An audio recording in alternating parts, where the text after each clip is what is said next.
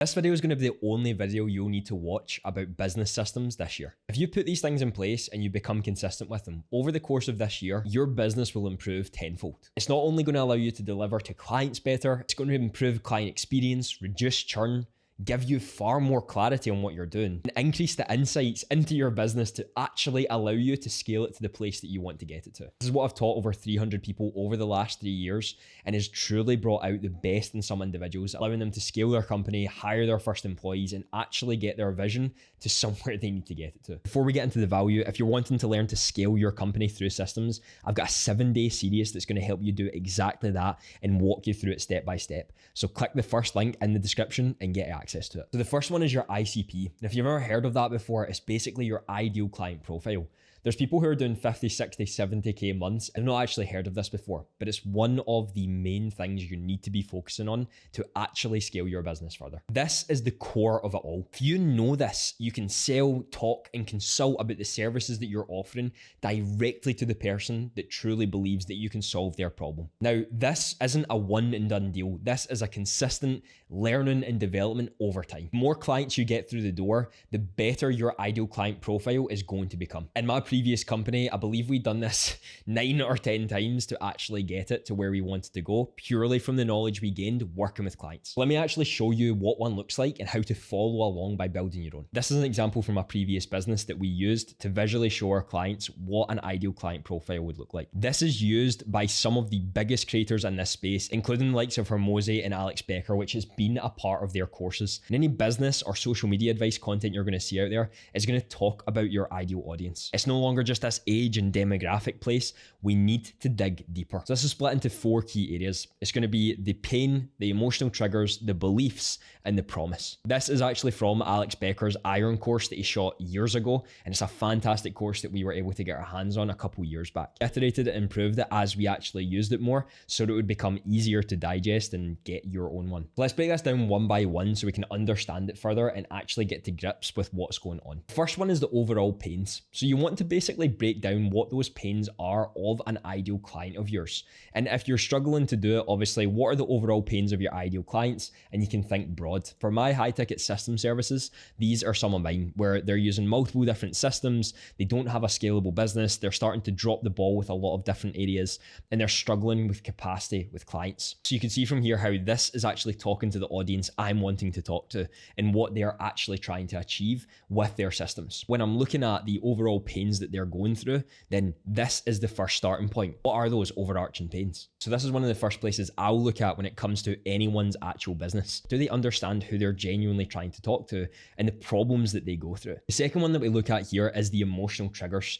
Now, this is where we're digging a little bit deeper. Not only have we got the pains of the individual, but we want to understand what actually triggers them to want to take action or want to gain motivation. Think of this like an example of when you watch an Instagram piece of content or a TikTok and you start to get motivated to change your life. That's what we're starting to look for here. So in this example that we give, that the pain is that young entrepreneurs are lonely, the emotional trigger would be that I'm embarrassed by the people I surround myself with and want to be surrounded by killers. So that gives you the opportunity to get that emotional trigger out there and understand it. And for me, when it comes to my business, I'm looking at things like frustration or confusion or hopelessness or uncertainty or anxiousness and anger. There's a few things that you can get when it comes to this. And that's what's going to give you that sort of emotional motivation that people are needing in order to buy from you. Now, this is often where people stop. And this is one of the things that many make the mistake on, of not understanding that pains alone are only going to attract a certain type of individual. When you're talking about high ticket services and you're talking about scaling your business, you want to understand that you're trying to get someone a transformation. You're wanting to get them from one place to the next. And when you take them from pain to then amazing belief and transformation, they're no longer going to feel this pain and this emotional stuff. Now, you can get them in the door with the emotional pain points and the emotional triggers, but you want to sell them on the transformation that you're going to get them, not just the pains that they're currently currently feeling, but how they are going to feel after they work with you. That's when we come to these beliefs that we're then gaining. So we now have the pains where we're going to want to showcase to them, this is the transformation you're going to get. So in this example that I can give, I'm no longer embarrassed by my friend group and can be confident that the people I surround myself with will help me become more successful. And when we're looking at mine, we can also look at they can now scale their business through their systems because they're confident in what they're doing. They now can spend 1 hour a week actually going through everything and seeing how their business works. They now understand who their audience is and can talk to them on a consistent basis.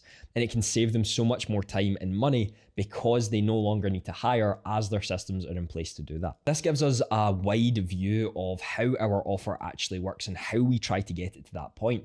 And by understanding the pains and the emotional triggers and then the beliefs they're going to gain through working with you, you can take someone through the transformation that they need to be taken through in order to build trust and actually want to have your services. If you're wanting to do that, break those 3 down and you'll start at the best position you possibly could. Now we're on to part number 2, which is the offer. Just like before, this is a part of that ideal client profile we were talking about, where you want to be able to showcase the transformation you're going to get someone through an offer itself. Again, if we have a look at the one that Alex Becker used to use, and this was the sort of framework that he posted on that Iron program, it was how can you get the result you want in the time frame without the things you hate using a new opportunity. And the new opportunity can sometimes be quite confusing. It's essentially just your own framework in there so that people have a little bit of curiosity as to, oh, what's that framework? Now, I want to clarify, this isn't something I'm an absolute expert in when it comes to the offering side of things, but I've seen enough to understand what actually can stand out as an offering and what can't. So if you follow that simple framework, you will at least be able to start somewhere and knowing that you're taking someone from where they're at to where they want to go. And I preface with this as well, you don't actually have to use all of them. You can use some of them if you want to. This is an example of my homepage for my newsletter, the only newsletter you need to scale your company with systems. And then I go into a little bit more detail with a subheading. So you don't have to follow these exactly, but being able to actually articulate what your offer is without rambling for 4 hours is a really good way of building confidence in what you're doing. And if you want that newsletter, then click the first link in the description and you'll get access to it. The biggest thing about your offering is you want to test it. Over time, you're going to get more info and more data, especially if you know the client that you're trying to target. You can mold an offer to the conversations that you have and the people that you work with. Whether you're just starting or you've scaled past your first 20 or 30K month, you're going to have some knowledge on what you're doing because more likely your offer is related to something you're passionate about or interested in. And using that to your advantage is going to be really, really powerful here. So the final thing that we're going to cover in this video is the back-end systems. Now, I use Notion for this, but you can use literally any platform that you would like. This is where you want to break down everything that's sort of going on in your business so that you can understand what's working and what's not. There's 5 key areas that I usually recommend any client to get in place when they first start doing all of this. And I can actually take you through some of them so that you can kind of get to grips with what they actually look like and how you would do them. Now, the first one is a simple project manager. This really doesn't have to be anything crazy, but a really easy tasks to be done today in projects that you need to do to just keep track of what you're doing and what you're working on. This is also where I would create a priority of having something like your next 3 or your attack list so that your focus doesn't go away from actually doing that. The best entrepreneurs make decisions quickly and get things done rather than faffing about and not actually doing anything. The next one is a list of all of your clients and where they're at. If you're a service-based business, you should probably know where your clients lie, whether they've got the potential of churning, any tasks that you might need to do for them, where you can get a hold of them easily, or what they should actually be doing for your next call or your next meeting or anything that you're actually providing for them. This is where I would recommend my third one of being your company calls. Now, whether you're a solopreneur or you have a team, you should be having calls with yourself and your team to see how you guys are getting on. This is where you can track things like your client success huddles, your marketing and sales, or even your weekly team meeting to see how things have gone that week and how you're going to improve. If you want an easy template to follow for that weekly meeting, I'll put up the traction meeting agenda so that you can follow along with that. It's amazing. I'd highly recommend it. The next one is working on the business. This is having a place in your system where you are able to see what am I actually doing to improve the business. This could be your marketing, this could be your sales close rate, this could be your delivery, or this could be implementing the systems I'm talking about today. What are you actually doing to improve your business? Not just firefighting every day, not just being in the weeds of your business. What are you genuinely doing to move your company forward? This is one of the best ways to do this, and dedicating time each week to actually working on your business will be a critical part, outpacing your competition and actually becoming better at your craft. craft. So we know who we're trying to target, we know the offer we're trying to deliver to them, and we have a way of tracking the things to actually become better at what we're doing. So the final bonus I'm going to give you today is what is known as the scorecard.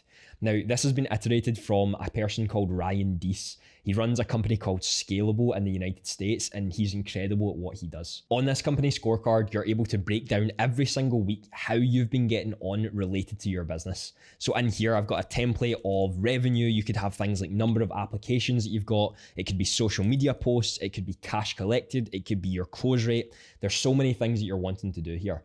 And every single week, you're choosing for every person either 1 to 4 or 5 things on that scorecard that they need to track. If you are tracking every single week how your company is going and how you're getting on, you are going to understand what is working and what is not, what you need to improve upon and where you need to put your focus. If you know who you're trying to target and you know your offering and you're out there posting content and putting yourself out there and nothing's happening, maybe you need to start asking, well, what is the case? How many people are we talking to each week? Is that actually working for us? How many posts are we putting out? Is that actually getting any return?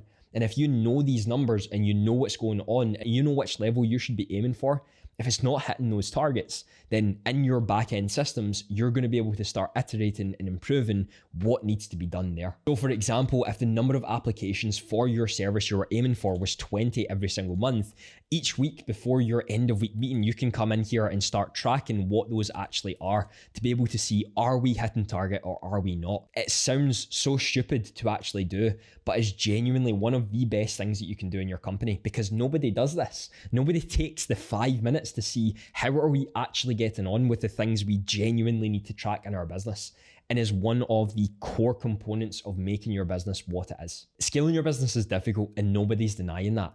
But if you don't have your systems in place, scaling is going to be near enough impossible. There's only a certain extent that you can brute force your way to actually growing and scaling your company. And getting a few of these things in place are going to be really, really critical to do. If you're looking to scale your company further and you're wanting to take your system seriously, then watch this video on the screen as it'll be one of the best things that you can do today.